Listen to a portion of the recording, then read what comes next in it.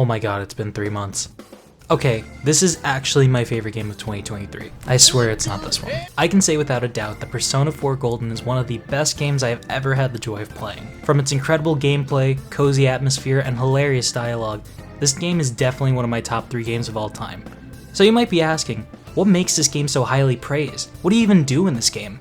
And what the hell is that thing? I promise you I will answer all those questions in this video. I mean, look at that runtime, holy fuck. With all that out of the way, let's head straight into the history of this masterpiece. 2008, Iron Man comes out in theaters. Taylor Swift releases her second album. Obama becomes president of the United States. And a bunch of other shit happened. But in this year, Atlus comes out with a brand new game for the Persona series. After the third installment dropped with massive success, they thought, what could be better than 3? And that's when it happened.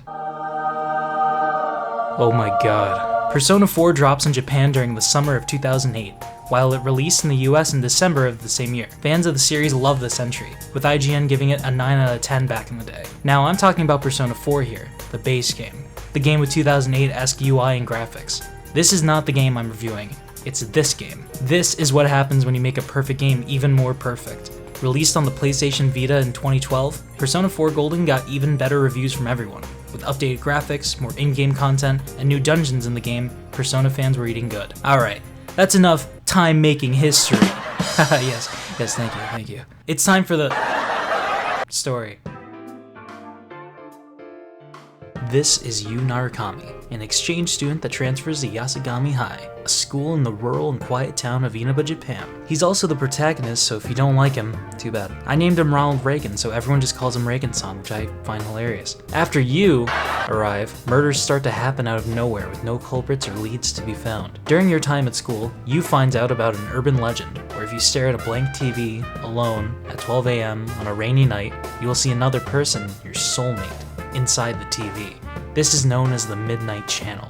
Scary, I know. After reaching your hand into the television for some reason, you realize you can actually go inside it, again for some reason. It's way too small to completely fit yourself in, so you go with your friends after school to go to a shopping center which has a big enough TV to fit yourself into. A really cool visual effect happens and you are now in the TV world where spooky and dangerous creatures known as shadows appear. After some investigating, you realize that whoever was responsible for the murders placed their victims in that place to get killed by shadows. What the fuck is that? This is Teddy. He's the very marketable mascot of the game. He informs the gang of this wacky yellow world and helps escort them out. After you and his friends awaken their personas by saying, I'm you and you're me, it happens literally every single time, it's now up to them to defeat the shadows, prevent any more killings, and unmask the mysterious murderer. Great synopsis, but how's the...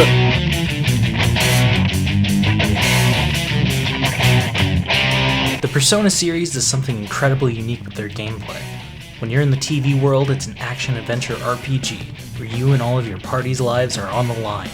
But after you're done fighting and return to the real world, it's a dating sim. You have these things known as social links, where if you hang out with a person, you can gain more XP for your personas, unlock new abilities for your party members, and even help them upgrade their own personas. You never know who could be a social link. From a hot babe, a fox, or a literal child, anyone is fair game. If you hang out with them enough times, you can deepen your bond with them and have the ability to unlock super overpowered and highly leveled personas. And you can even romance a few social links as well. Some social links, however, aren't available unless you have enough stats. Knowledge, courage, diligence, understanding, and expression are all the stats you need to level up throughout the game. Studying increases your knowledge, trying new dishes gives you courage, and working certain jobs help level up the rest. And if you can max out all of those, you will have the ability to face your biggest challenge yet: finishing a bowl of ramen on a rainy day. Maxing these stats out also gives you more dialogue options in the story, which make for hilarious interactions. Some instances even increasing your social link status. The point of social links in the series is that as you gain sad backstories and understand how much you can affect them in a positive way, they in return can give you the possibility of unlocking some personas you couldn't otherwise receive. So what exactly is a persona anyways?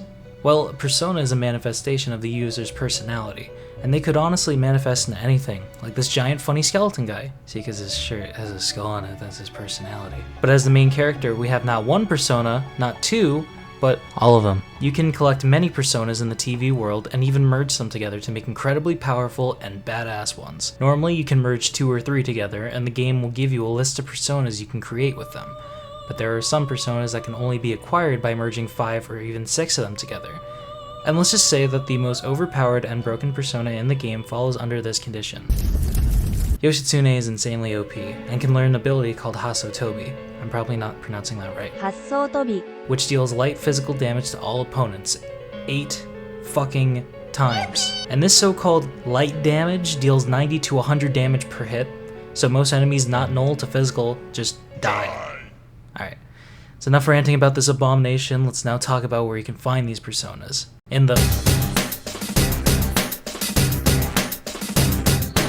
During the story, the aforementioned murderer will take innocent people and trap them in the TV world to be killed by shadows. While these people are trapped, they manifest their true feelings into a dungeon. These dungeons fit the theme of the character that inhabits it, from castles, video games, and a theater, alongside some songs that go along really well with the settings of them.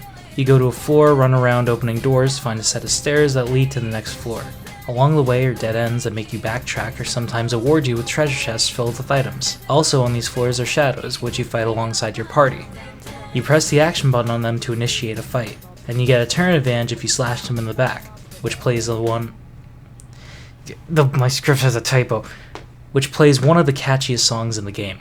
Fights are pretty standard, having the option to use a golf club to kill literal monsters, or doing the right thing and using your persona to fight for you. Personas have common elements to fight with. You've got the standard fire, ice, wind, electricity, physical, light, dark, and almighty damage. Your goal is to find the weakness of the monsters you fight, and knock them down to get a chance at an all-out attack, which normally leads to an instant win. Sometimes after an all-out attack, you have the chance at one of the best additions to the game. Shuffle Time. Shuffle Time is a cool end-of-battle feature that involves gambling.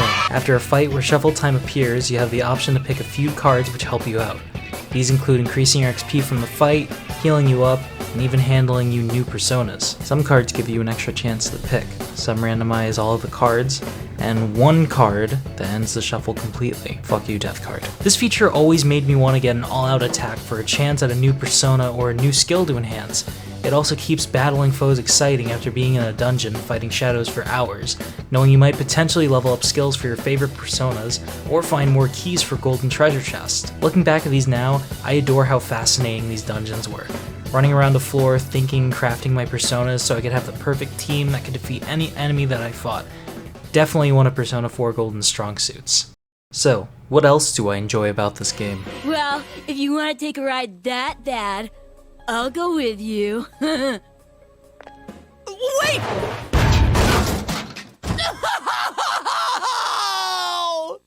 My motorcycle! How much charm this game has. I'm normally a fan of games with big bustling cities, so I was a little put off by a quiet countryside setting, but those feelings quickly subsided after playing for about an hour. The amount of things you can do after school is baffling, considering your only locations are a floodplain, a market, the school, and your house. The voice acting in this game was amazing, and everyone did a great job playing their respected roles. Another aspect I loved about this game were the various events you had to attend, which helped flesh out your party and make them seem more human. Things like sharing a tent with Yosuke and Kanji during the camping trip, telling spooky stories at the cabin, or trying to find a ghost at the Amagi Inn sleepover. Those events made me love the characters and made me really care for them while playing. The music in this game is also so fucking good. I've been using the Persona 4 OST this entire video, and there hasn't been a single song so far that I don't enjoy. If you're interested in the Persona series, this is definitely a great game to start off with. Although it's the 4th installment of the series, you don't need any prior knowledge of the previous installments before playing. You might miss a few references to the 3rd game, but still not necessary. This game also has a really great price at around $20, and it's practically on every system now, so no excuses. Overall, Persona 4 Golden will have a special place in my heart, being not only the best RPG I've ever played, but also being one of my top games of all time. The only flaws I could think of were missing dialogue cues that could make you game over, but if you save beforehand, it's not really an issue. Seriously though, the flaws are practically non-existent compared to the pros. I could not recommend this game enough. Persona 4 Golden has officially become one of my favorite RPGs and games of all time.